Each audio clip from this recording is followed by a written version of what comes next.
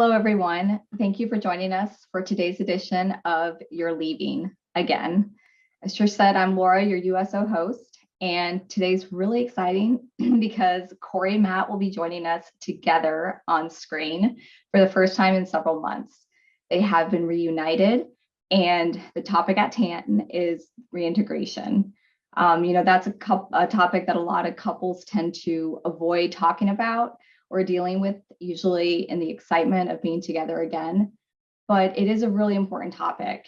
And as Corie and Matt will talk to you today about, it's probably one of the most important aspects of the military separation cycle. So we're really looking forward to hearing how they are handling it, and tips for how you can do well once you go through your own reintegration.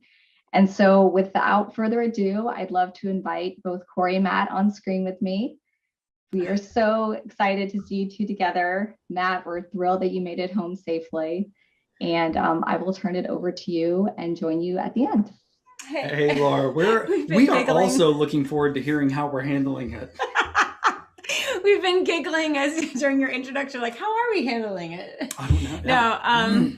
It's great to be with all of you guys. My name is Corie. Matt. We didn't match on purpose, but it just kind of worked out that way. I actually have less shirts to choose from, so she has greater options.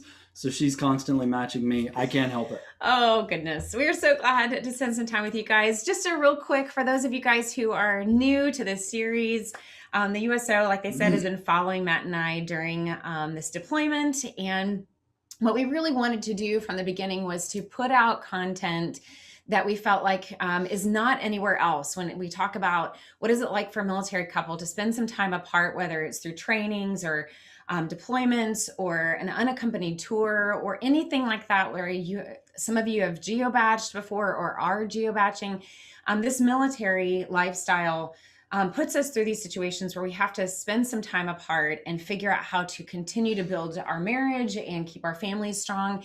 And so in the USO, when we talked with them about allowing them to follow us during a deployment, we really wanted to be authentic and share our journey, but also put out some hopefully helpful content that will help you guys as you maybe are going through some similar things.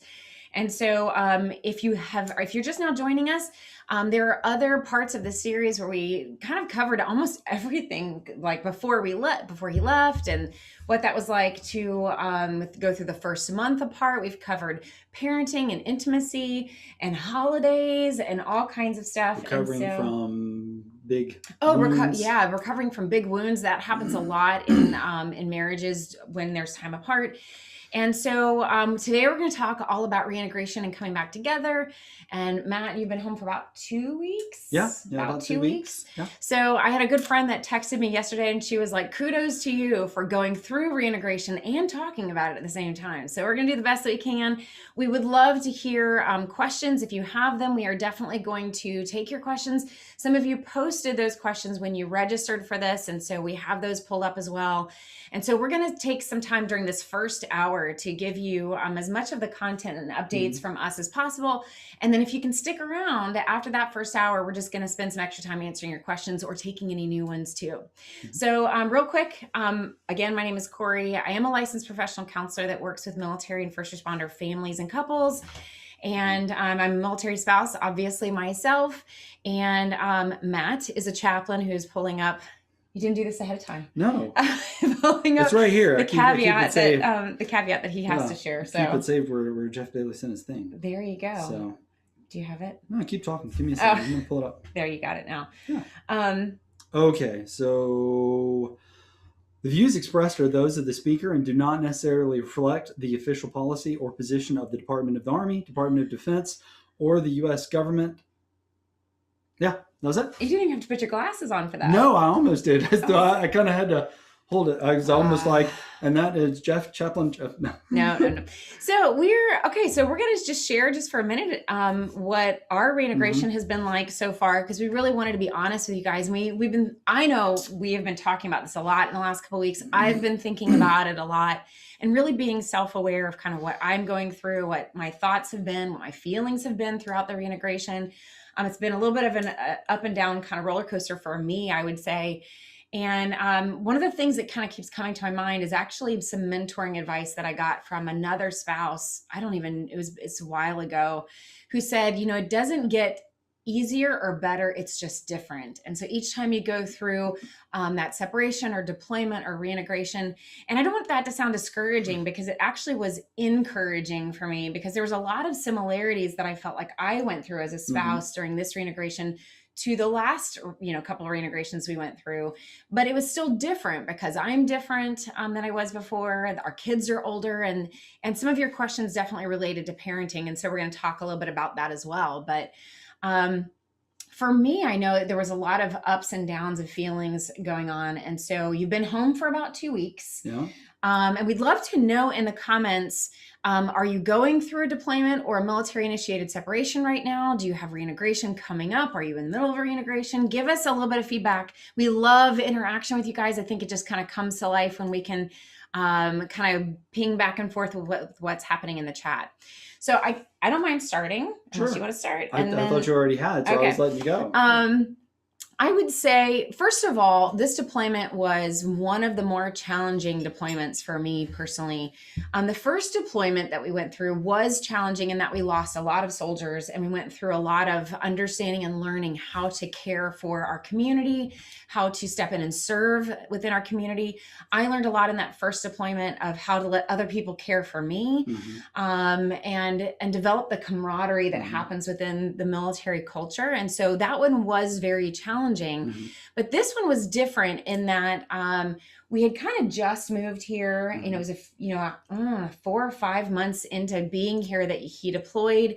The kids had just started new schools, and we were kind of still integrating into the house and the community. And then we also I had a lot of stress that happened during this deployment that wasn't necessarily something that I brought on myself. We had the ice storm that happened here in Texas. The kids got COVID in the middle of that ice storm. We were up and down and dealing with quarantine and school, being in school, out of school, and trying to help them through that. And so there was just a lot of things that went on. In fact, like right before he came home, we actually had a situation where there was a guy that was on my doorstep that we had to call the police on about. And so that was like just a lot of stress to go through that I had not invited and was trying to navigate through. And I just have to be honest. And I'd love to know if there's anybody else that is in the chat, maybe a spouse. I guess it doesn't have to be a spouse, but anybody else in the chat who has really just going through a really difficult time in the past year. I know a lot of the counseling I've done for people in the past year, it's just been a rough year for everybody. And so if you've had to go through a deployment in the midst of all of that, it's for me at least, it was almost more than I could take. And so as much as I wanted this time apart for me to just rock it and for it to be like somehow easy or easier than it was in the past, this one was really, really challenging for me. And I think the hardest part going into reintegration for me was that I didn't feel like I ended as well as I wanted to. In fact, you sent this GIF kind of towards the end of the deployment. It was this GIF of this runner that was finishing a race and literally finished the race. Like tripped, then like started stumbling, and then literally their face actually broke the ribbon. The ribbon. They just fell straight down. That's how I felt finishing the deployment. Like not only did I barely finish, but like it was not a beautiful ending. So that's how I actually started reintegration, was feeling very depleted, really low on energy, really struggling. In some ways, I think I felt insecure. I think of how I finished, wishing that I was in a stronger place to receive him home. And so that was really tough for me. And I know it was really tough for you. So maybe share what it was like for you, but also what it was like for you knowing that you're coming home to me, kind of wrestling with that. So for service members coming home, when you actually like finally go wheels up, or whenever that, I guess the boat pulls into port, ship, I guess I'm not supposed to say boat for the Navy, ship, it's a ship, pulls into port, the large floaty thing, let's just say that. When that pulls into port and you're finally like, and you're released, like, and you're done, like that's the first major finish line. And you take a big sigh of relief and you're just ready to turn and face home and turn and face redeployment leave and all of the roles and responsibilities that you've been like trying to manage up underneath. then finally just slide off your shoulders, and you're finally able to just kind of sigh and breathe relief, and then really shift your energy from one place, all work related stuff, all the way to home related stuff. Hopefully that you're able to just drop all of that, turn and face home, and then really give your energy to something new that you haven't been able to really kind of go all in and really just 110% give your effort towards. And so there's a finish line, but then there's also this extra little bit of, now you can really invest in something that that you may feel more, hopefully you feel more of a reward for. You feel more of a close emotional tie to that and those people. And so you get kind of a second wind, even though you may be tired and you're trying to adjust to time zones. You get a kind of a second wind to reshift that energy towards home. And you're just looking at me. That's weird. It's weird. Like, I've been so used to looking at you there, and you're. I won't look at you anymore. And look at me at there, and then I'll look at you. I'll look at your eyes in there. So anyhow. Speaking of reintegration. Yeah, it's just trying. It's like a cat, So when you reshift that energy, yeah, good. When you reshift that energy, I think we noticed the difference that you were depleted. Yeah. Like, this has been where you've been devoting your energy, like this environment, and these people, these two little young people, I say right over here, that's where their bedrooms are, but that you've been devoting all of your energy and your time and your effort to them. And understandably, you're like wanting to go, okay, tag, you're it. Yeah. Okay, I need a break. And that's totally great. So what we've been trying to balance is you really reintegrating within yourself, like getting back to a oneness. Because if you've got kids, then you're a single parent at home, geographically single parent, you're devoting all your time and effort and energy to their livelihood, to not just making sure they survive, but hopefully that they thrive. And you're giving away more than you actually have. And so you're constantly on this depleting, you may take 3 steps forward, but you take 4 steps back. So by the time I come home, I'm coming home with a little bit of extra energy because I'm coming into something new that I want to invest in, more than I have been able to since I've been gone. But with you, you're coming in with depleted energy. And so we've been talking and discussing the last 2 weeks of how do you get that time for you, because you're not fully re-energized and charged up. Your battery isn't fully recharged, as well as how do then we reintegrate together. So there's that balance that we've been trying to strike. Yeah, and it's definitely a balance. And like I said, I wish that it would have been easier. You'd think that the more we go through the reintegration, the easier it gets. But there's always, I think, depending on the season that you're going through, there's always you still have to communicate. You still have to be very self-aware, and also I think aware of what's going on in your spouse and making sure that you're communicating about that too. And so I think for us, I was kind of on this steady decline, in energy and focus and just, self-care, even a steady decline as we got towards the end. And Matt had extra time during this deployment to be able to go work out and do some self-care. And that doesn't mean it wasn't a struggle for you, because there was a whole other different set of elements that were difficult and challenging and a struggle for him. And again, we've been talking about this through the series, and we'll continue to talk through it today too, because I think it really applies to the topic of reintegration.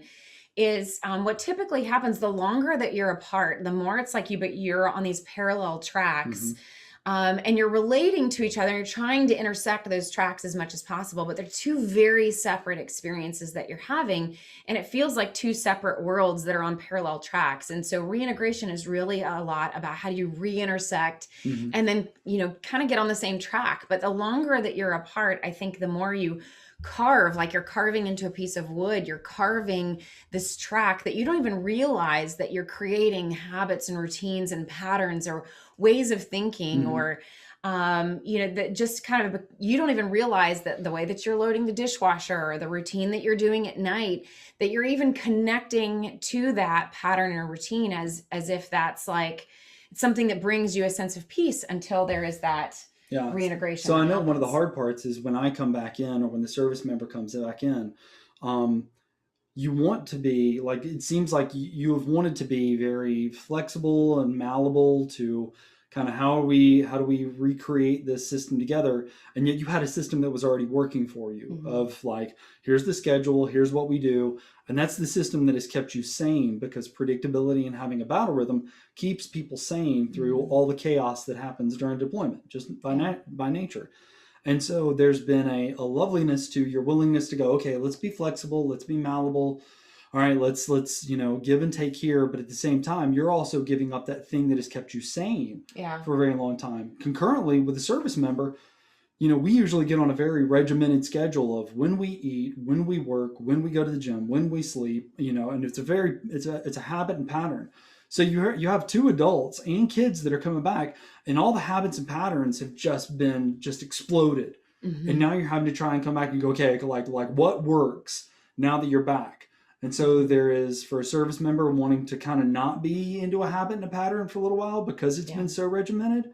And then there's also you probably wanting to be flexible, and at the same time, watching two kids, no matter what age they are, anytime you mess with their schedule, teenagers especially, they're going to like take advantage of that. Oh, I have a great example of this. Yeah. Okay. So the boys and I have two boys, they're teenagers, 13 and 16. And so throughout the whole deployment, we were working on like, what is our structure? What's the chore schedule? How do we help each other around the house? How do we like figure out? And honestly, I think we were just starting to really kind of nail it down and figure it out as Matt was going to be coming home. And so we had kind of figured out a new chore routine, a new schedule to our day, where it was something simple like a dinner, all hands on deck, everybody's helping clean up the kitchen. And then in the morning, one of the kids is going to unload the dishwasher. It just sets the tone for the rest of the day. And then the other kid does this over here. And we had just for like a couple of weeks established this new structure, and it was really working for us. And you could feel like all three of us kind of a little bit lighter, like, okay, this is working. We figured this out together. And so when you came home, it was a couple of things. Number one, the kids were so excited to have dad home, and I was too, that we kind of just threw the whole schedule out, like for the first week. Like we just kind of threw out, like just kind of, and that was a conscious choice of just going, you know what, let's just relax on chores. Let's relax on all of that. But I felt the internal kind of like, it wasn't even frustration. It just was like that adjustment that you're talking about, where it was like, ooh, this was really working, and now nobody's doing anything, and now there's more dishes, and now like we can't catch up, and like nobody's done chores in 4 days, and now I'm starting to feel kind of out of sync, but then I was like internally struggling with that. Like, do I mention it? Am I going to be seen as kind of the bad cop that gets everybody back on a chore schedule when we should be really excited and flexible that dad's home and not doing much of anything? And so just kind of wrestling with, how do I handle that? And then we even tried to re-implement that chore routine, and it's kind of not quite working as well for us, because there's more dishes to handle. There's more food that we're cooking at dinner time, and there's 4 people in the kitchen is almost too much for all hands on deck kind of thing. And so it kind of creates what was working during the deployment that really brought us a sense of peace and structure, and knowing what everybody's doing now has to be reevaluated. And it wasn't that it was wrong, and it also is okay that we can't do the same thing that we were doing then. We've got to figure out something new and different that works for us now. But for me internally, I was feeling all kinds of feelings. I think in the first week there was, I'm excited that he's home. My person is back, and I want, it's been a stressful deployment. I can't wait to spend as much time with him as possible. And at the same time, the boys are excited to have him back, so they're trying to spend as much time with him as possible.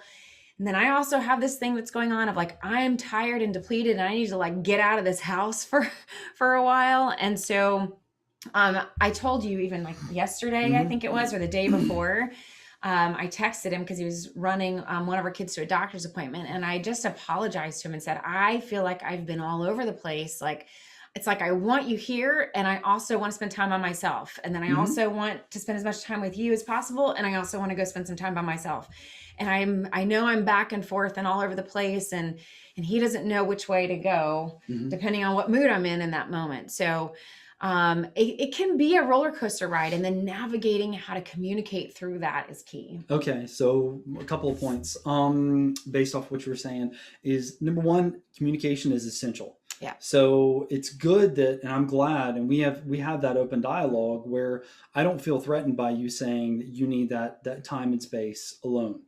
We even talked about you going to grab a hotel room to just relax and kick your feet up and not feel like you've got to have like little teenage boys that are like, Mom, I can't find my shoes. You're wearing them. You are wearing your shoes that you're looking for. Please go to school. So there's that. Then there's also, whenever we are doing our RIP with somebody else who's coming to replace us, we have a continuity book. And we talked about this during the first deployment, in that part of the continuity book is an actual like weekly battle rhythm, where you actually like create an Excel spreadsheet. And this is a little bit much, but you could at least jot it down of like, here's what the schedule is. Like, here's the major rocks. Here's the things, so one of the ways you can do that obviously is with a family Google calendar. And because we have teen boys, they're able to just shoot us stuff and we accept it on the family Google calendar, and we're both tracking. And then we can sit down and have our regular sync meetings that we've been talking about for the past 2 weeks of, we really need to get back and do those calendar sync meetings where we're looking at, what are the big rocks each week? What are the ways things are done? Like, how is dinner being done now? And we always go back to this blueberry pancake moment. Yeah, that was from our first deployment. The first deployment, I got up on the first morning and I made blueberry pancakes, only to find out the boys no longer liked blueberry pancakes. And it was that realization of like, this isn't a dad failure. This is just, we didn't have that level of communication of how they had moved on. And so really it's, it's not feeling bad for the service member coming back into the home. Do not allow yourself to feel bad of not knowing. Just when you run up into information, you're like, wow, that's totally new information. It doesn't mean that you're a bad mother or father, parent, husband or wife.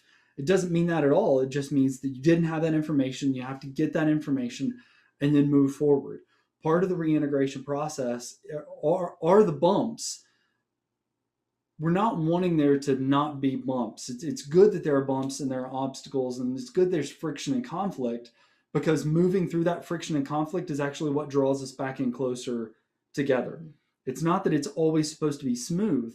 There is going to be conflict and bumps and obstacles, but pushing through that says, okay, that's why we push through it, because you're my person and you're the one I want to do life with, And so that's the way we actually, it's probably one of the best ways of reintegrating and becoming back into that oneness of a couple. Yeah, and I think that one of the things to answer, I'm going to answer a couple of the questions that you guys have put in already. These are great, and thank you for asking them. I think one of the things that I did differently this time, I think the first deployment, the first reintegration, I was afraid to say those things. I was afraid to say, here's what's changed since you've been gone, or here's what we've been doing, because I didn't want him to feel bad. And I learned from that first time that no, he actually does. There's no way for him to win if he doesn't know, right. And he wants to get it right. And so I think what I did better though this time is I did, even though it doesn't feel good to communicate it, trying my best to communicate those moments of going, oh, hey, here's what we've been doing, to go back to the question about the chores, like how did we, adjust, once you did come back, is being able to honestly say, actually, this is what we've been doing and it's been working. And so Aiden does this in the mornings, and then we all do this at dinner, and this is what the routine is, and it's been working, and your response was great. He's like, okay, wow, okay, let's do that. And everybody, all hands on deck. And I think it was a couple days of trying that but it's also about me being open to the change and the adjustment that needs to happen. If I'm saying, no, this is what worked for us, and so this is where you need to fit in, and this is how it needs to stay. Well, I mean, there's a lot of things that are different. Like I said, there's more dishes, there's more food, there's more clothes, there's another person in the house again. And so things do need to adjust, and I need to be open to that adjustment.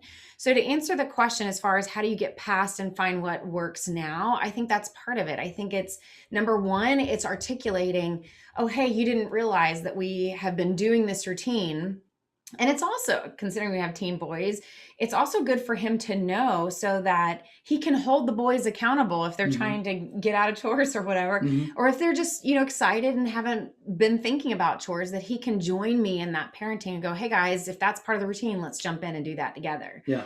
So I think it's about communicating and being open for a new routine. And here's the truth. Those of you who are the spouses at home during this time apart, the truth is that during that time apart, there's always adjustments, right? There's always these growth moments where what you were doing isn't really working as well as it used to work. And you've got to like adjust it and find the new strategy, the new chore list, the new routine, the new bedroom routine, or a nighttime routine. And so there's always adjustments, and this is just one of those. And so if we're kind of digging our heels in and going, no, you have to fit into the way that we did it while you were gone, then it kind of sets up somebody for it just may be time for an adjustment. So, okay, so there's some really good questions. Can you address conflicting feelings when your spouse returns? For spouses who've been super isolated due to COVID-19 and gained a lot of independence, new family routines, and feeling anxious about how the service member will acclimate to changes. So I think that's a great one for us to address. I know personally for me, did you want to go first? Yeah. So one thing I want to say for service members, and I noticed this after the first deployment was, and that coming off a combat deployment, that was much different than the one I just came off of. And there is a lot of attention in the military placed on reintegration for the service member. And it's very much like they look at the spouses and they're like, okay, now treat them with kid gloves and take it easy, and make sure they're surrounded by cotton and make sure they're just taken care of, because it's all about them, right? They have done X, Y, and Z and they need to come home and blah, blah, blah, blah, blah, blah, blah. And even like, what was it, last year or 2 years ago? When I was at CGSC, there was a guest speaker that actually got up there, not a guest speaker. Somebody actually got up there and said, hey, this is going to be a hard year for them. So make sure that when they come home, take their backpack off and hand them a drink and give them their slippers. Spouses did not respond. And we all were like, what? No, that is so. So I say all that to say this, like service members, it is your responsibility to draw the line and say, look, here's what I feel like I need, but I also recognize you need time too. Like you have been working very hard, extremely hard, dedicating yourself. So I'm holding you accountable, service members, to not go in and just take, okay? Because it is also your responsibility to now give. And giving can also mean giving space, okay? And that can also mean you may want, like, I love coming home because it's very comfortable here.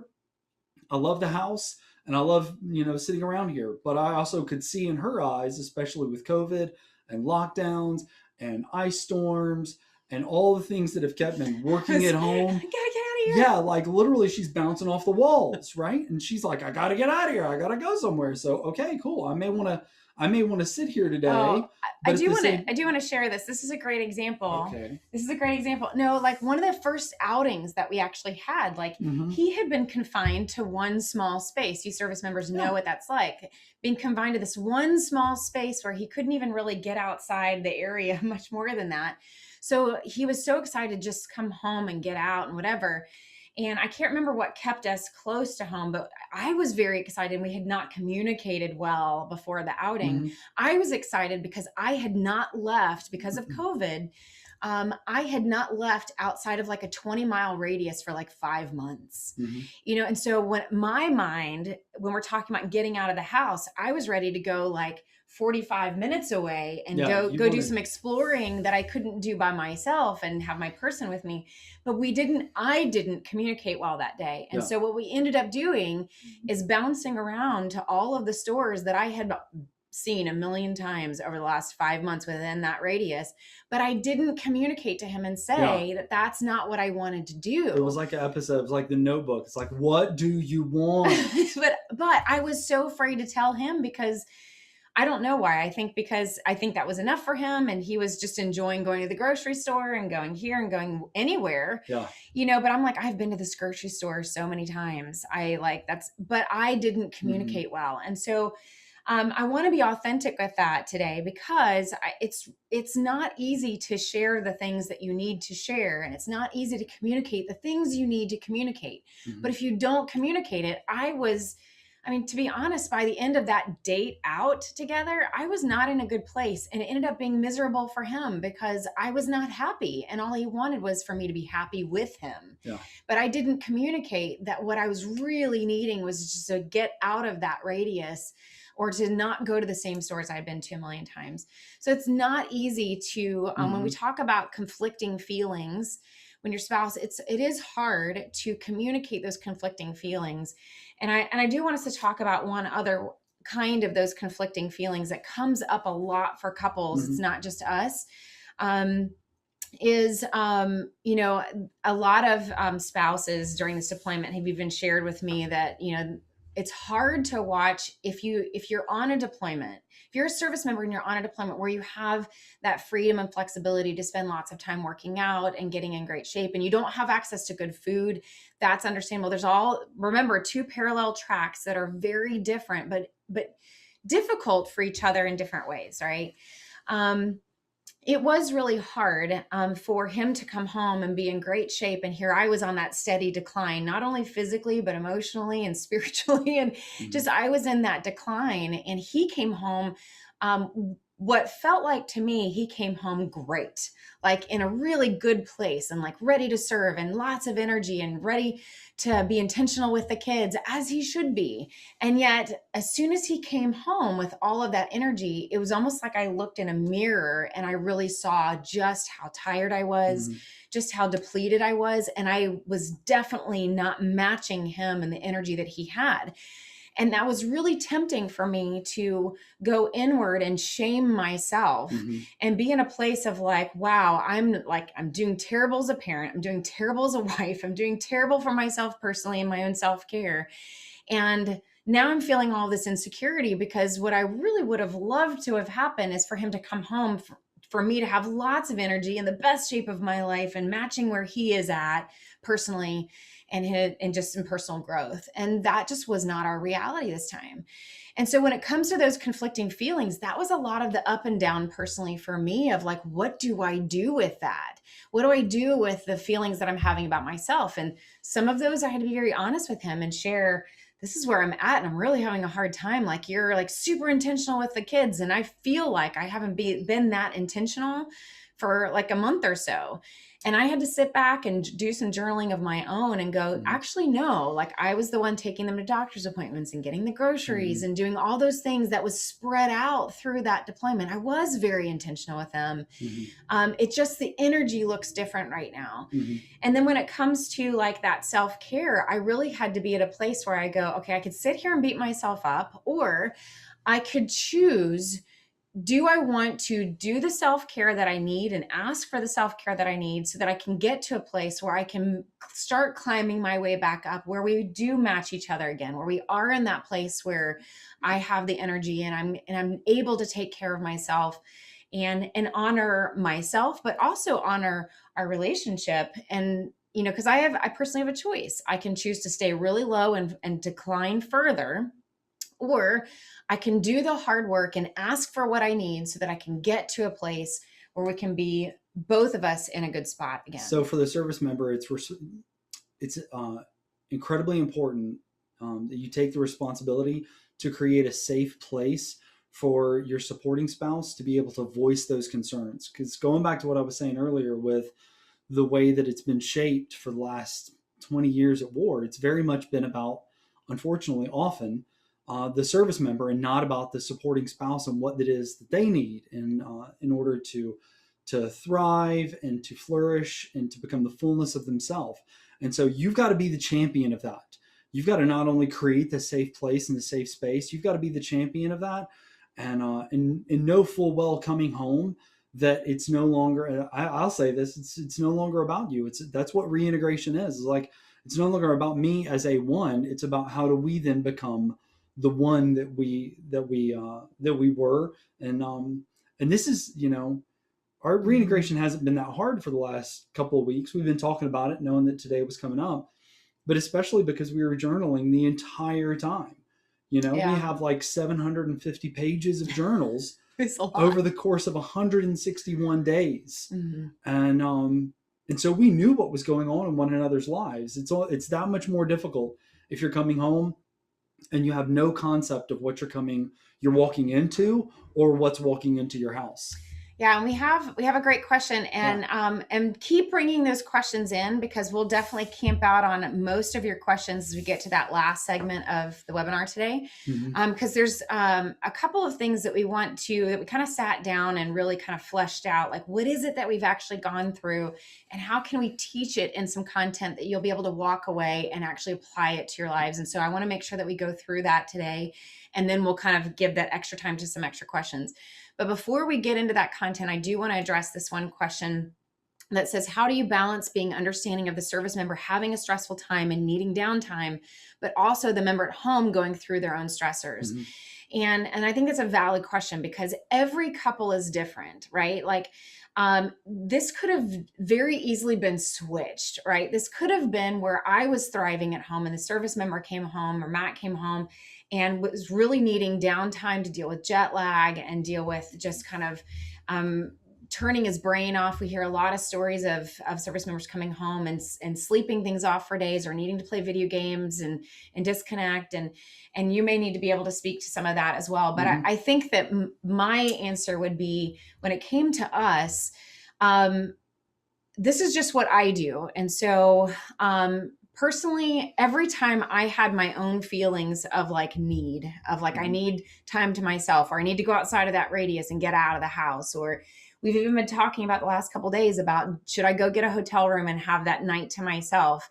And we have an opportunity to go out with friends instead. And so I have this difficult choice. Do I go and spend time with community because I really need that? Or do I need self-care more? Which one do I need more? And how do I, so every time that I kind of found myself in that place of need and deciding, how do I take care of myself and ask for what I need?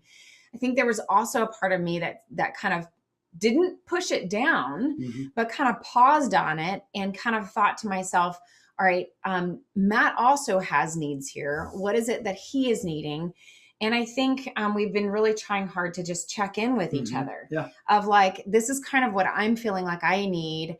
What is it that you need? And how are you doing with your integration? And are you getting the rest that you need before you go back to work? Are you getting the time that you want for the boys? And I mean, even yesterday, maybe it was even, all the days are blurring together, but I was kind of tiptoeing around something I was wanting to read. So yesterday she walks in the kitchen and I'm like cleaning the kitchen and she goes, is it okay if I go sit and read a book? And I was like, what the crap? Like, be a grown adult. Like, the boys are like doing their own thing. And I literally was like, okay, I'm not even going to respond to that. I was like, repeat after me. And she was like, oh, so she's playing. He walked me through, I want to go read. No. It was, I am going to go read it. There's a difference between can I go read a book? I want to go read a book, and I am going to read a book.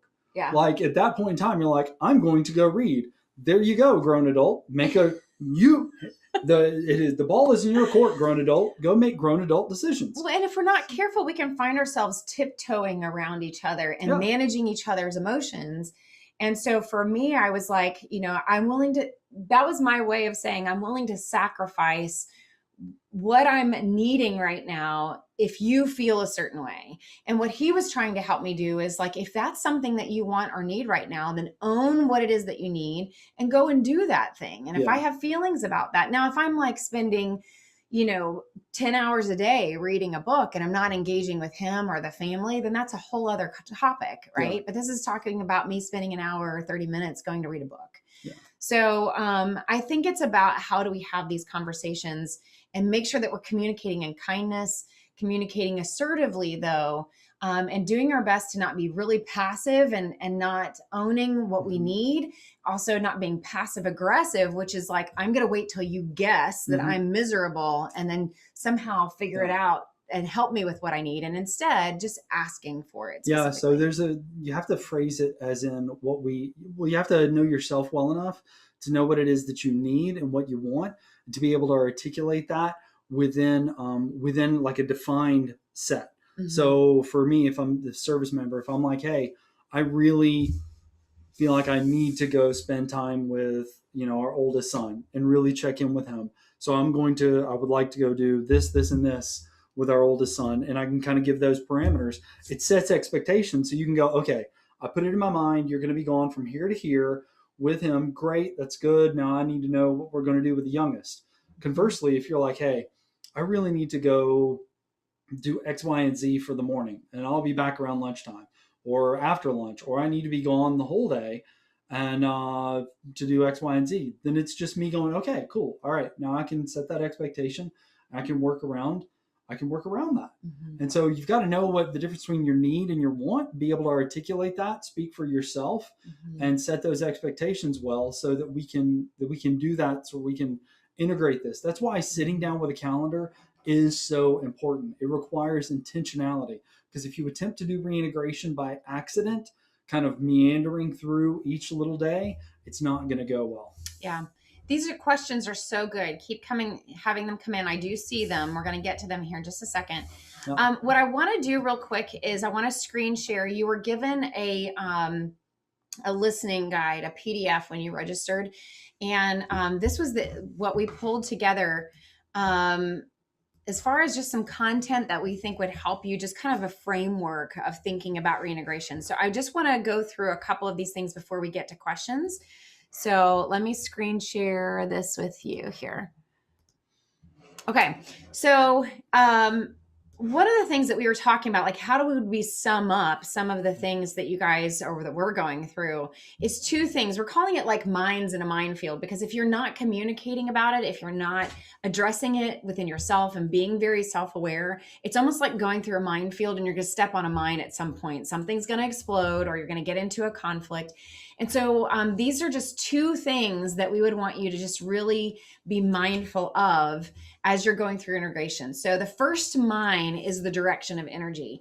And this, we've kind of alluded to this a little bit, but think of it through this framework, that when the service member comes back into the home, the energy shifts, the patterns of where attention is being given shifts. And so where for me and the boys, it was kind of the three of us kind of like, it wasn't like any one of us was revolving around one or the other. It was whoever needed it the most. We were revolving around that person.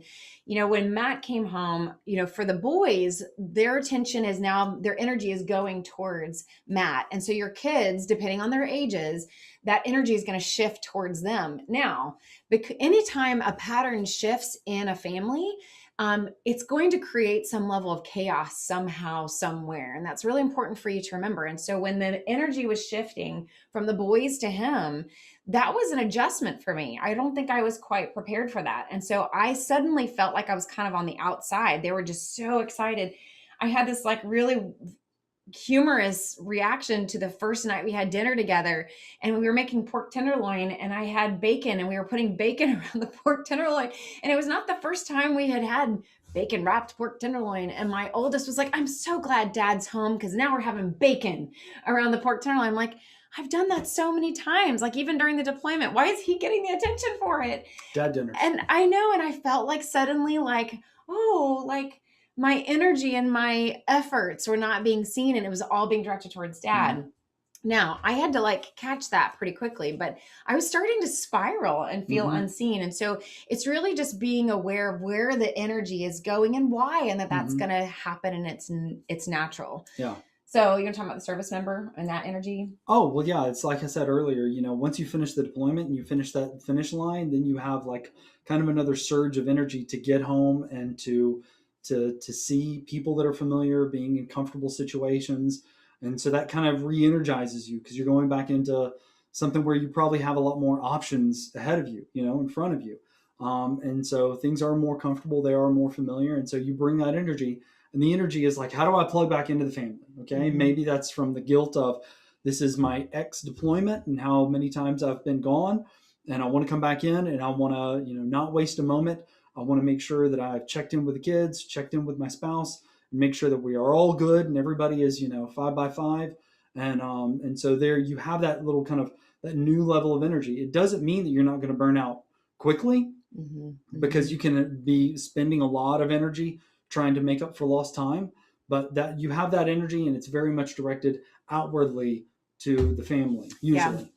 And for those supporting spouses, typically what's happening is by kind of like that decline that, like I was describing, you get to this place where you really want to take care of yourself more. And so the energy is starting to go like, how do I take care of myself? How do I get myself, where I spend that time by myself or recharge or something? It's you're anxious to kind of do that tag you're it kind of thing. And so all the energy is actually being directed towards yourself. Now, of course, I know we're excited that the service member's home. I'm so excited Matt's home, and I do have energy that's being directed towards him, but we're talking about like, there's this conflict of like, I'm excited that you're here. I'm excited that the kids are excited that you're here. But I also need to take care of myself. And I don't know how to do that when there's all this energy going towards. It's kind of it's like a baton handoff in a relay race. I mean, once you've run that race and you've run your 100 meters, your 400 meters, you're kind of exhausted. You want to hand the baton off, and you kind of, you may jog a little bit while the next person is like full off on a full speed sprint, but it's a successive I forgot the word. Okay, so running out of energy in my brain. And we also gave you some questions for you guys to be able to apply to your own life. So I would really encourage you to print this off and answer some of these questions to help you just kind of process where you are or where you've been when it comes to these concepts. So the second mind that we want you to be thinking about, just again, we're talking about the framework of a way to think of reintegration, is the environment and the impact of the environment and how that plays a part in reintegration. And so we kind of touched on this a little bit when I was talking about, I just needed to get out of the house and kind of expand that radius a little bit. But it is really important to understand these two parallel tracks and how it's been impacted by environment in general. And so for the service member, if they've been kind of in this we've been in a lockdown kind of situation too. Yeah. So how COVID, and some of your questions are asking how it relates to COVID in the last year, we'll answer those. But I'll speak for the supporting spouse. Yeah, so there's two ways that it could go for the service member, and I've experienced both of them in the past 2 weeks.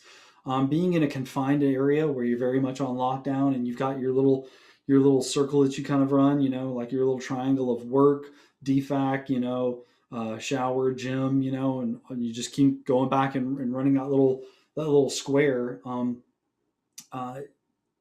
You can very much long to just want to be home and walk around barefoot and want to be in comfortable clothes and want to not shave for a little while and not have to put on a mask and just want to just kind of be and just kind of take a big sigh of relief and just kind of flop in very familiar, comfortable space at home and not want to go anywhere. But you can also similarly go, wow, I have been on lockdown. I do want to go out. I do want to actually see what a restaurant looks like or go to a store, and I want to go to a grocery store, and I want to pick out something that isn't shipped to me, or isn't delivered to me. I want to pay for it myself and feel that freedom and that level of agency in the world. So you can go back and forth between those two areas. I think. Isn't it interesting that that's like an adventure? Oh yeah, absolutely. And for me, it's a chore. Yeah, like going to the grocery store, it's like, oh my God, I could do we have to go to the grocery store? I could get Fruit Loops, I'm very excited about that. We could have Fruit Loops delivered. Yeah. That's, I think, a huge piece of this is like, you're ready to have this adventure and maybe even that day out. And what's the difference between how you would approach a date or adventure? And some service members are going to come home and it's too much to go out around that many people and that many stores and that many options. They may have been living in a tent with 24, 48 other people, and they're just tired of people. Well, and you can see that can also be ripe for sabotage, right? It's like, let's get out, let's go do something. And then you get out and then it's too much and things get sabotaged. Right. And, and it's important for both of you. Remember that what you feel and what you think and what your opinions are and what your perspectives are in any of these circumstances are both individually valid.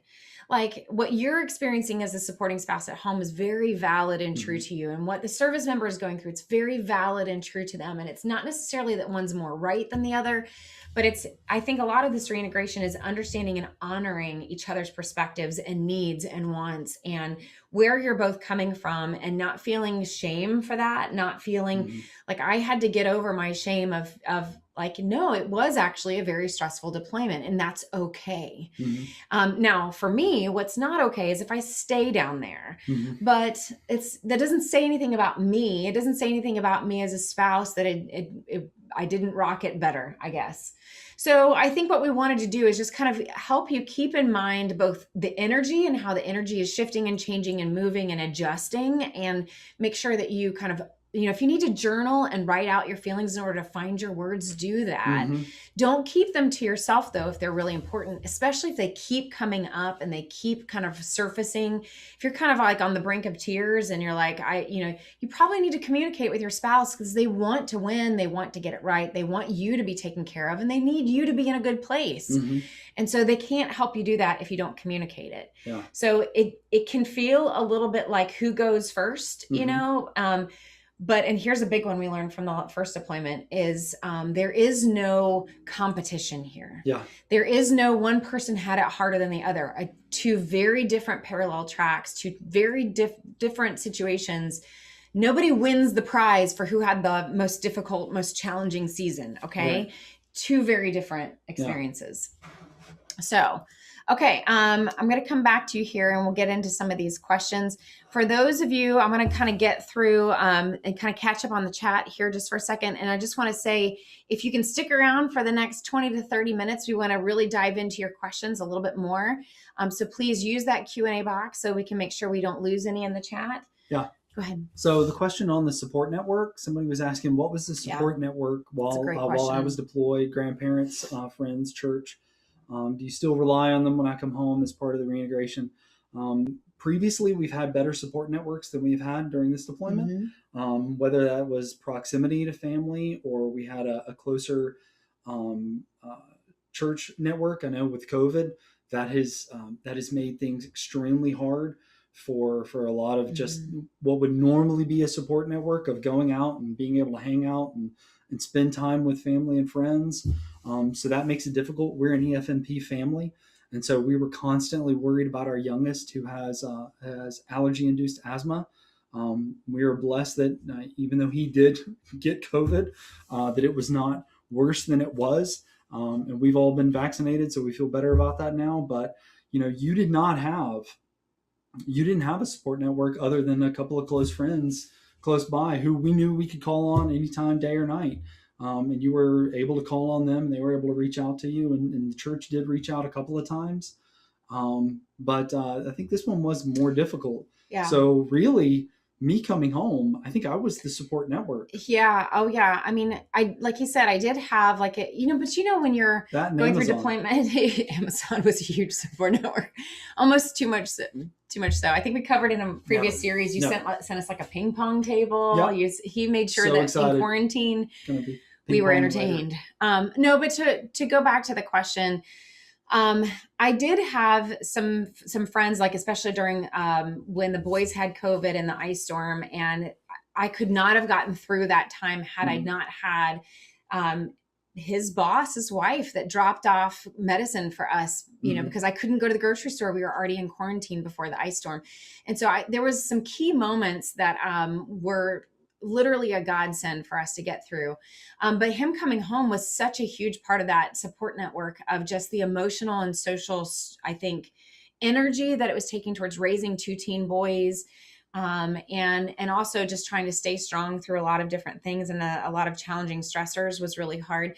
But I think that what you're trying to ask about this question specifically is a lot of times during separation, you do rely more than you realize on neighbors and small groups and other military spouses. And so what typically happens, we used to joke about this, our first deployment. After that, I experienced it, and spouses tend to joke about it with each other, is that when the service member comes home, it's like the understandably so, the military spouses kind of like go back into their houses and nobody gets together with friends anymore. And, visually I have in my mind in Colorado, we had, this was before social media. And so everybody was outside all the time, and everybody's taking care of each other's kids, and everybody's at the playground, and we're cooking out together.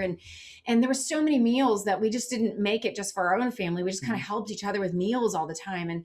And so I remember us talking about in the neighborhood about what it was like when a service member came home. It's like we didn't see our neighbor for like months. And we were like, oh, can I go knock on the door and say, I miss you? Like, I miss having our potluck dinners, and I miss taking care of each other's kids, and you were my support network. And that's a real thing. It's a real thing. And so I think what I learned from that, and Matt and I have talked about that, is that it's okay for you to have that support network. Thank goodness we have it. And so that shouldn't necessarily be shut down entirely when the family comes home and there's reintegration.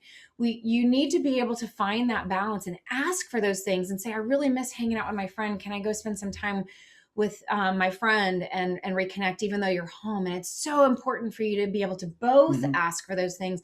The service member also experiences that too. I remember you coming home and saying, you'd really formed some very strong bonds with those he had been deployed with. And he equally needed to go spend some time with them too, and kind of get out of the house, because it can be overwhelming a lot for the service member too. So make sure you ask for those things and honor the support networks that you do have, for sure. And I think our takeaway this time is using this time to make sure we continue to build up the support network that we actually need here. So that's a great question. Yeah. Let me pause here and say that if we do need to lose anybody due to it being a lunch hour and you can't stick around for these questions, this will go out on my podcast. All of the part of the series has been going out on the podcast and also on the USO dashboard as well. We're going to get into some resources too here in a few minutes. So stick around, because we're going to answer some of your questions. Make sure you put them in the Q&A so we can get to all of them, because they're really good questions and there's so much more that we could cover. So I just wanted to do that quick, like just in case we are going to lose anybody. Thank you for joining us for that first hour so much. Okay, so let's see.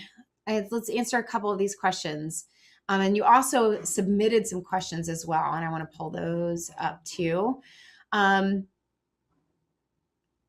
I think we answered that top question. Let's see. Is it normal to be worried that I've changed and grown so much during deployment that my spouse won't love me? Oh, that's such a understandable, valid question. I smile because I remember coming home from the first deployment, and you had become so strong in your decision making. And meanwhile, here I am in the mountains of Afghanistan, like, and my life is it's just kind of handed to me. You just kind of take what you get, I mean, over there, if you fly, you fly. And if you don't, you don't, it's just kind of like whatever, you just have to kind of roll with the punches. And so who we were going into the deployment was completely reversed. Yeah. So I came home and I was like, I feel like I came home to a very angry spouse. Over time, I realized, that's kind of who I was before I left for the deployment. I was very decisive and I was very kind of aggressive.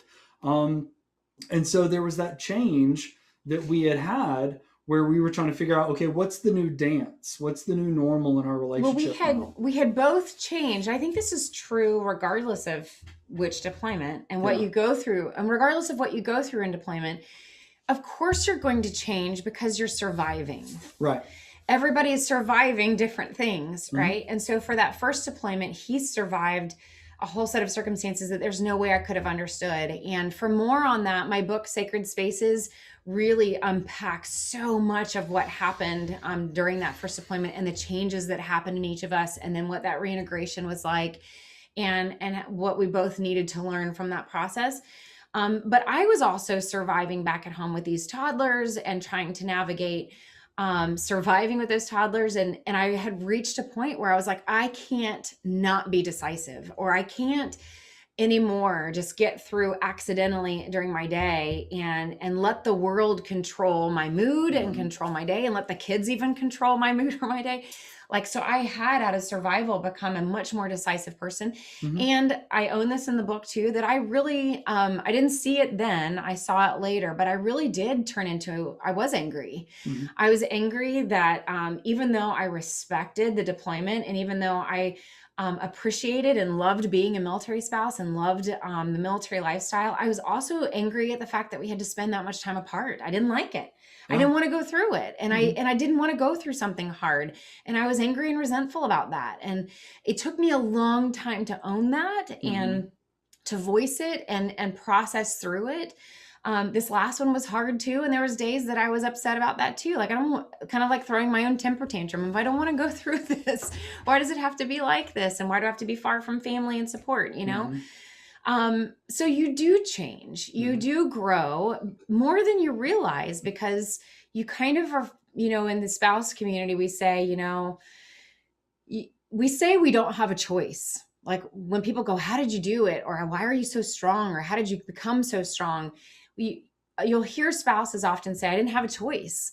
The truth is you did have a choice. You had a choice to either further decline or choose something different and grow. And so it is a very normal feeling to feel like I have changed and grown and adjusted, and it can be scary. And I've been in the place where when he came home from that first deployment, I was decisive. I was in the best shape of my life, you know, and I had owned a lot of things in my life. And at least in my memory right now, I look back and say I rocked it by the end, but I had an entire year to figure that out. This deployment was shorter and I felt like I didn't quite get that. And so in an interesting way, I actually experienced the fear and worry that you were going to be impacted because I had not changed or grown enough. And so it was interesting for me to actually feel a different set of feelings from the other side of things. And so I just want to say, and you can answer too, but I just want to say it is normal to feel that way, that you've either grown or you've been affected by this time apart, and you're worried about, like, are we going to be able to be on the same page, and are we going to like each other as we are right now? And I think that all I can say is communicate. Make sure that the ways that you have changed and grown still allows for room for your spouse. I think that where I see trouble with couples is when we don't create space where they can come back in the home. Or if we're saying, I'm just going to do it on myself because that's the way I feel the most peace, is loading the dishwasher the way that I want it, or the routine the way that I want it, and then not allowing your spouse to come back into the equation. That's where it causes problems. But if you've grown in a positive way, like, own that, be excited about that, share that with your spouse. Make sure you're explaining why and how you made those changes, because I have a feeling they're going to actually like that part of you. Yeah. So one thing with family systems therapy, when you talk about change and changing a system, and I say that to kind of answer the question, you know, early on in our marriage, when we were having struggles, this was way before we were in the military, you know, after a while of you attempting to manage me and my emotionality, you at some point, you were like, look, all I can do is keep my side of the street clean and be the best me that I can. And so you decided for yourself to make changes and to grow and to mature for yourself. Now, of course, that upsets the system, because she's no longer like I'm no longer in charge of the family system household with however I'm acting, right? I no longer have that impact to be able to shift or change or influence or motivate or manipulate you with however I'm acting. You're making those decisions for yourself.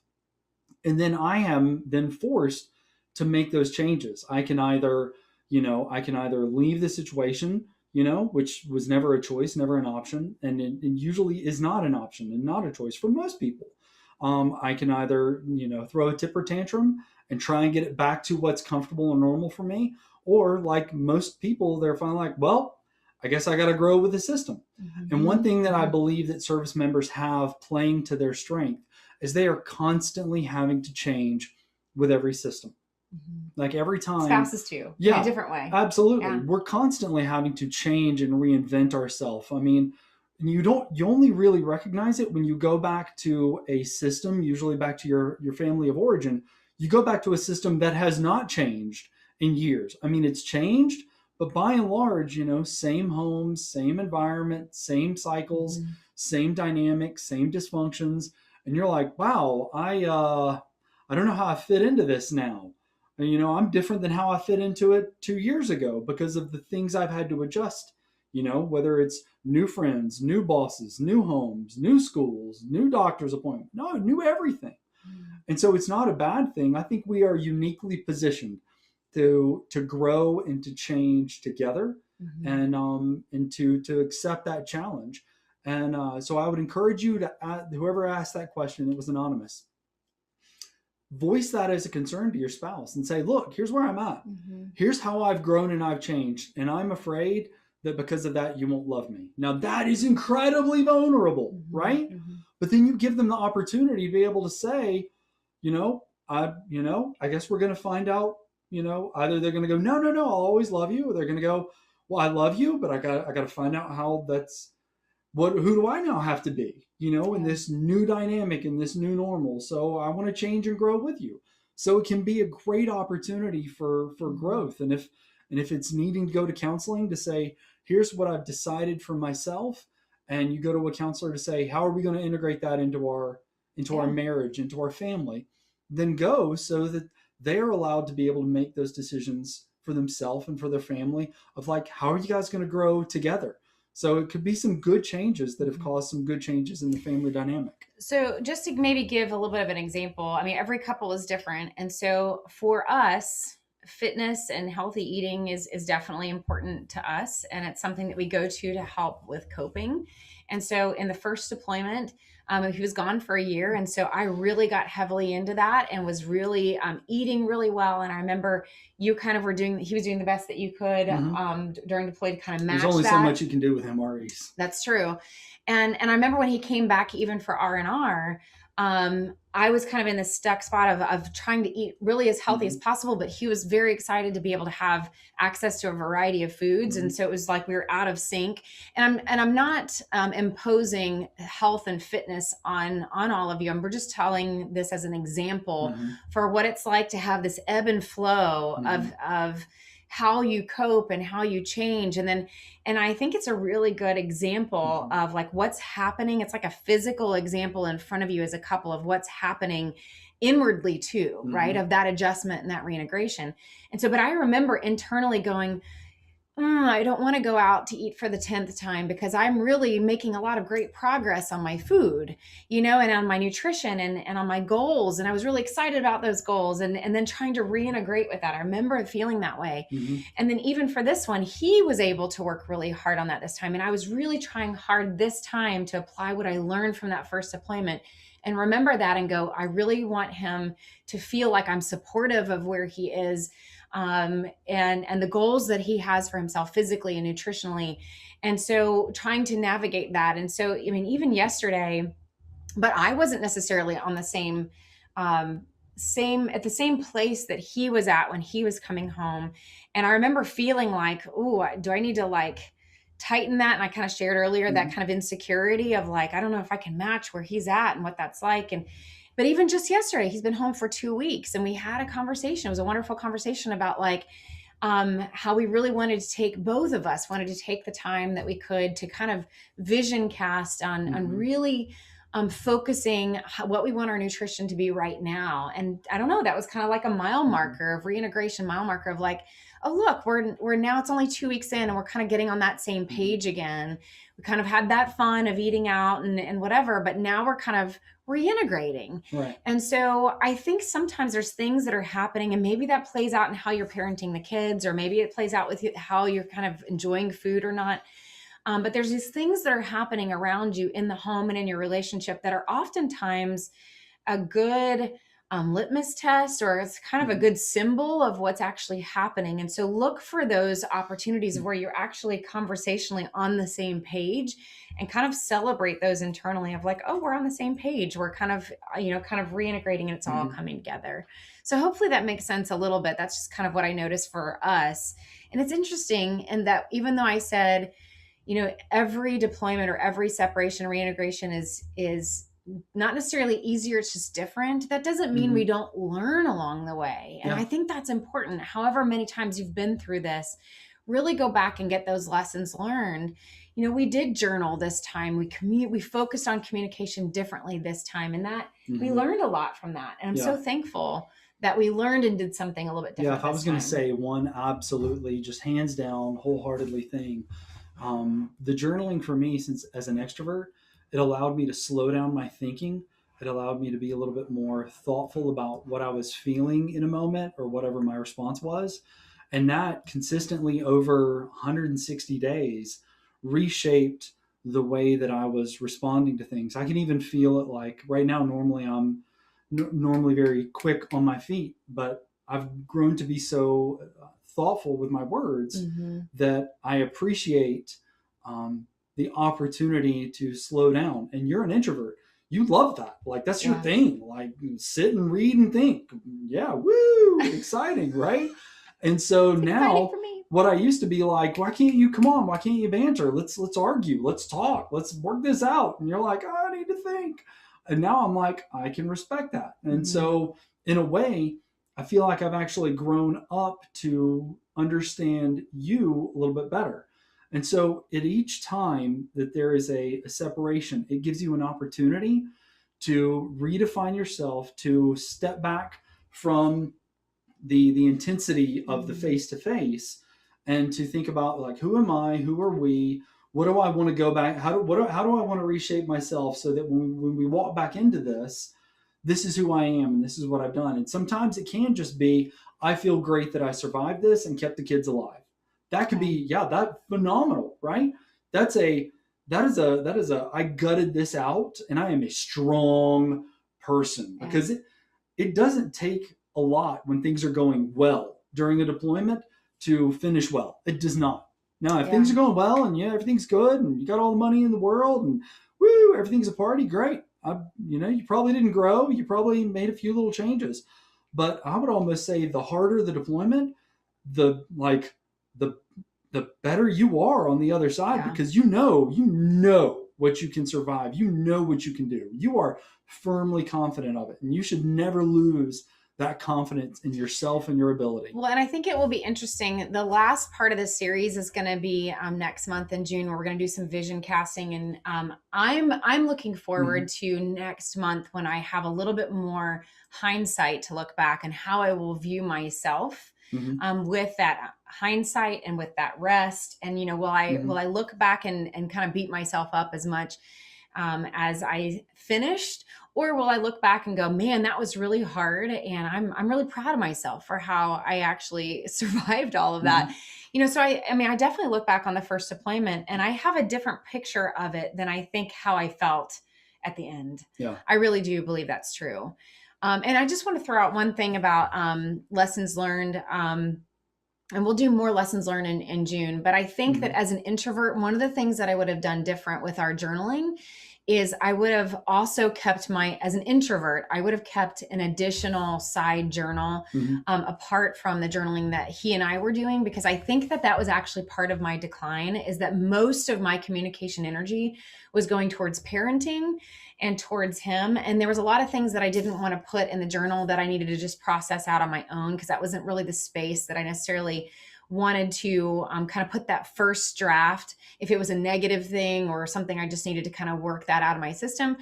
But without doing that side journaling on my own on the side, I think that's kind of probably what pent up over time, and I didn't put that anywhere. And so that was I think a lesson learned that probably contributed to me struggling there towards the end. So I want to be authentic with that. So I want to answer one, and you can, I think a lot of those you can actually talking about planning and scoping. So one question that came in earlier was talking about undiagnosed PTSD trauma response. That's an important one. From high tempo deployments, toxic command, and how do I support him through emotional shutdown? I can fully understand that, right? Because coming off the first deployment, I wasn't right for about 18 months, even as a chaplain. And as much as I was having to respond to everything that my service members were going through and to carry their burdens for them and with them and walk alongside them in some very dark places, and still do with a few of them, 10, 12, 11 years later after it, that it's always going to be there. Those are sacred moments, I think, in your service member's life, that with each new season in life, they will reprocess. What's important, number one, you're not the only support network for them. You're a support network for them, and a safety place for them, but don't attempt to be all of it. What I will say to the service member is that go get the help. Okay. Look, here's the deal. Look, go talk to your. I'm a unit chaplain. Go talk to your unit chaplain. If you don't like them, that's fine. There's a lot of chaplains I don't like. That's okay, right? So if you don't like them, go find another one. Go talk to behavioral health. Go talk to somebody off post. Go find somebody, even if you have to pay out of pocket. It is so worth it to have a sacred place where you can go and you can just drop all your stuff and not have to go pick it back up for a while, to just drop it off for a week and then go back to work, and then just go and complain and vent and, dare I say, cuss and throw it out there. Because whether it's combat issues, toxic command climate, which can almost feel worse, honestly, in my opinion, than combat issues, because it feels like broken trust. It feels like betrayal. It feels like it's a moral and a spiritual injury where you're just wounded. You're supposed to be able to trust and rely on and be taken care of. And then all of a sudden you come into a toxic climate where they may not be yelling, they may not be cussing, but you just feel like you're always getting gaslighted with something. That's horrible. And it can take so much energy to try and maintain your military bearing in a toxic command climate. And that will wear you down even more than combat, because especially in combat, you can at least get that out. Okay. You can actually shoot back at a combatant. You can actually get some of that energy out. You can't do that in a toxic climate. You just sometimes just have to take it. And so you have to go find somebody you can actually talk to, and to be able to get that out. So I encourage the service member sincerely, from the bottom of my heart, go and unpack that and drop that off for somebody that is paid to hold that, so that you don't have to walk around holding it. And for the supporting spouse, encourage them to do that, be a listening ear, but then also be a guide for but for what is true, okay? Which is always reminding the service member, okay, these are the things we know to be true and to be right, especially if you're dealing in a toxic climate. Do you have an example of that? Like if you're, like if I've ever come home from, being in a command climate that was just like, I feel like I'm crazy. I feel like I have to accept that the world is crazy. You remember the one years ago, that I actually had to go to counseling for. I actually had to go to a hypnotherapist for. I was so messed up in my head and having panic attacks from dealing with my commander. And I'm a chaplain dealing with a brigade commander at that time, that I literally was like, not only can I not do this, all my other field grades can't do this, and I'm keeping them from losing their stuff too. It was that bad. And I would come home and I'd be like, do I suck? Am I awful? Do I not know how to do my job? I would come home with all these self-doubts about me and the world. And you served as an anchor. You were like, no, that is not you. That is not true. This is who you are. This is what you're good at. I believe in you, and I know that you're doing your best. And you know what? This too shall pass. Okay, so go be the best you that you can be in that moment. And don't let them define you.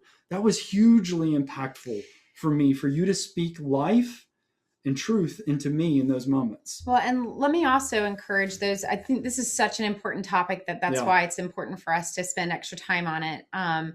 And so I want to speak to the supporting spouses at home. I just want to give you a couple of things as well, because we learned a lot, like he's saying. First of all, I would say, yes, being that truth speaker.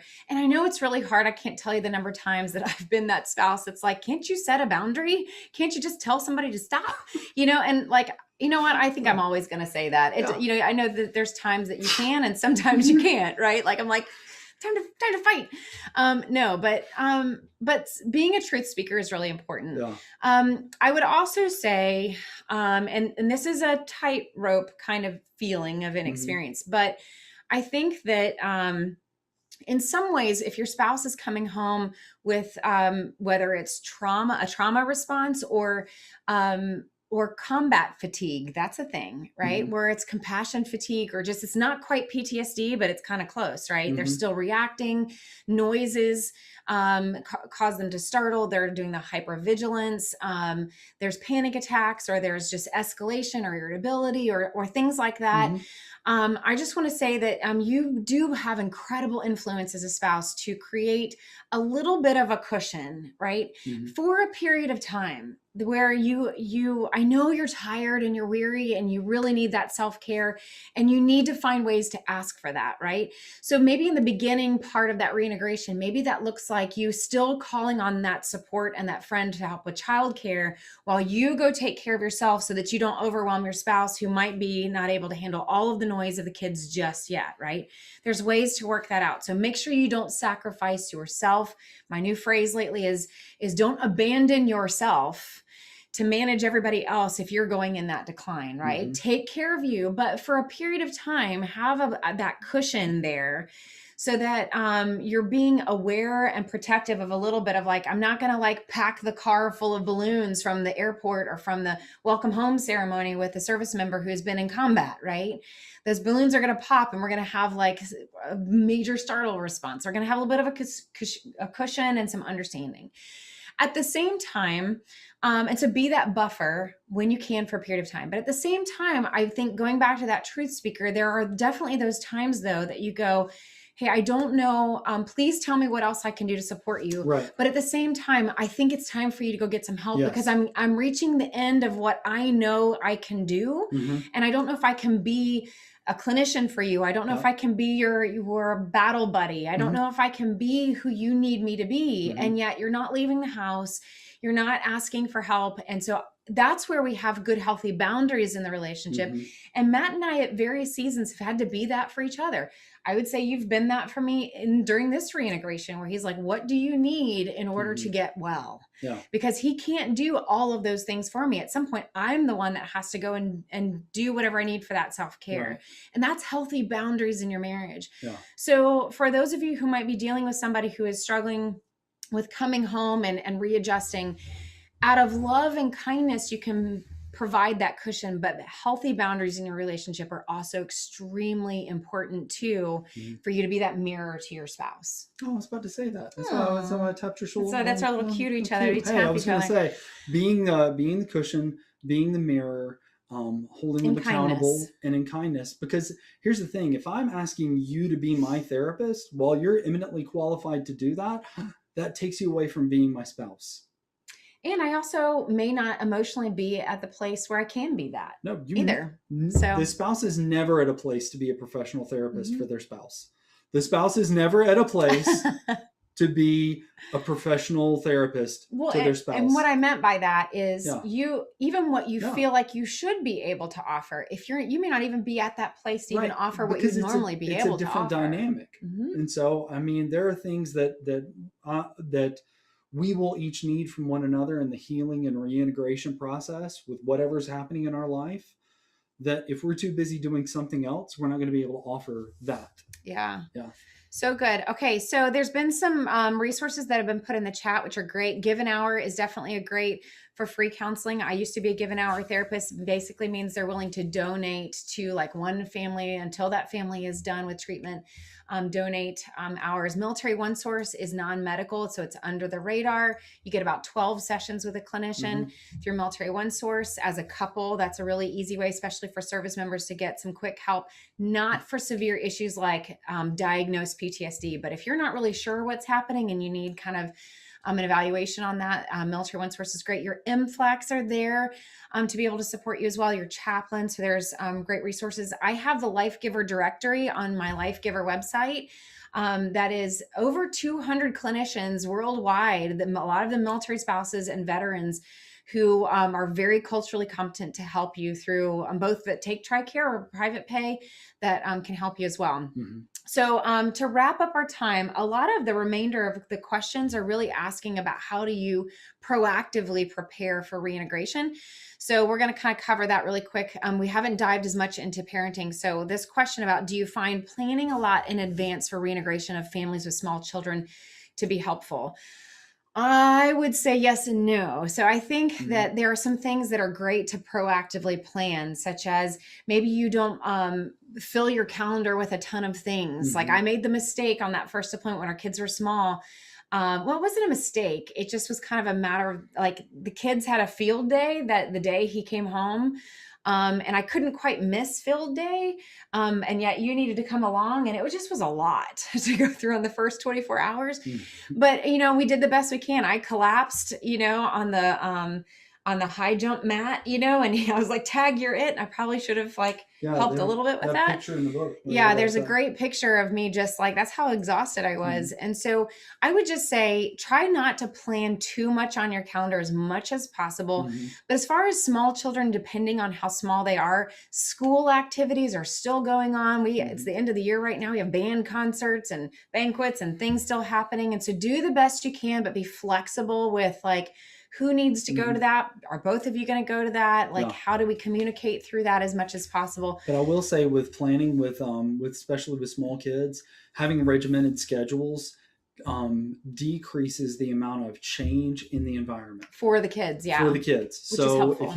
if the kids become the epicenter of keeping calm in the home, then just kind of on a glide path of kind of plugging back into those little patterns for a little while, reintegrating, then in case you want to diverge from those. But I would never recommend somebody disrupt a young child's Yeah. So here's schedule. how I would say that the younger the child, the things that are the most important to maintain their emotional security, their sleep schedules, the things that really are going to kind of wreak havoc on their moods, those things I would do your best to not change them as much as possible, but send those schedules and make sure your spouse is well versed in understanding. Here's like kind of what I have figured out is the perfect cocktail or recipe for this child to be in as good of a mood as possible.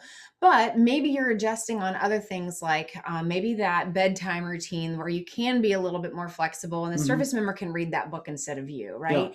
Or help with bath time, or you're both there for bath time or something like that. So be flexible on the things that aren't going to have them kind of melt into tears, but stay on track with schedules on the most important things. And then the older the kids get, the more like we said with our teenagers, like the chores went out the window, like all the routine went out the window for a couple of days, and that didn't throw anybody but me, so and I needed to handle that and address that with everybody else. I threw the temper tantrum. So tips on parenting reintegration. How do we get the spouse on board with new routines? Send it to them. Do like he said earlier, where don't be afraid to sit down and go through as much as possible what has changed with your kids, so that there's as little new surprises as possible. They really do appreciate that, I think, more than we give them credit for. Okay, we're almost done here. I think the last, there's a couple of questions about communicating during the distance. We have all of the resources and the PDF guides that have been in the previous of the series that we've done. We did a whole month on communication. So I'm going to encourage, if you're looking for information on intimacy, on parenting, on communication, things like that, I would encourage you to go back to the previous parts of this series where we really took a whole hour or two to go through some of that. And so we're going to kind of wrap up this time. I think in closing, I just want to encourage you guys to communicate, communicate through your reintegration. Even if you feel like it's just you being insecure and feeling like you're emotionally all over the place. That was definitely me this time. I'm glad for the times that I spoke up, and even the times that were really hard, where I felt really vulnerable and really just kind of felt stupid for saying what I needed to say. It was more important that I just let him know where I was at, even if it was just like, I'm going to figure this out. I'm going to get through it. But this is just what I'm feeling, or this was the reaction that I had when you said such and such to the kids. Like, I'm not proud of it, but it's kind of what I'm going through, and I'm having a hard time shaking it off. Honestly, he's my battle buddy.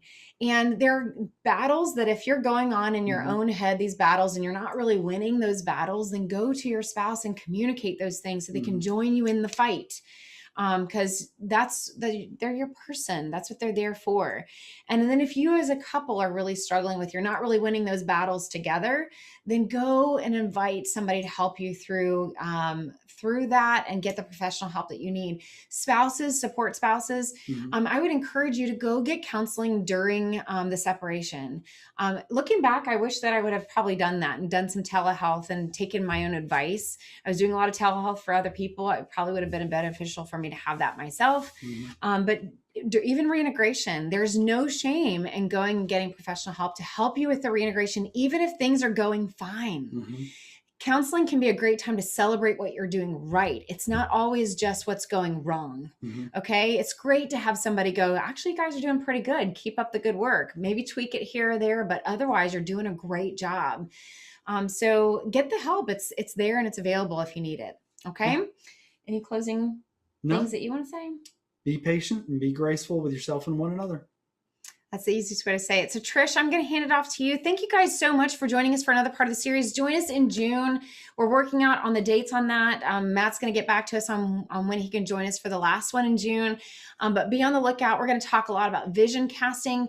We're going to do a lot of like lessons learned from like with better hindsight of what we learned overall from our time apart, but a lot about what it looks like to learn from anything that you've gone through that's difficult in the military lifestyle and vision cast going forward of how are we going to be different from this point forward, given what we've gone through and what we've learned. So be on the lookout for that in June. Thank you guys for joining us. Trish, I'm going to hand it off to you. Thanks, guys.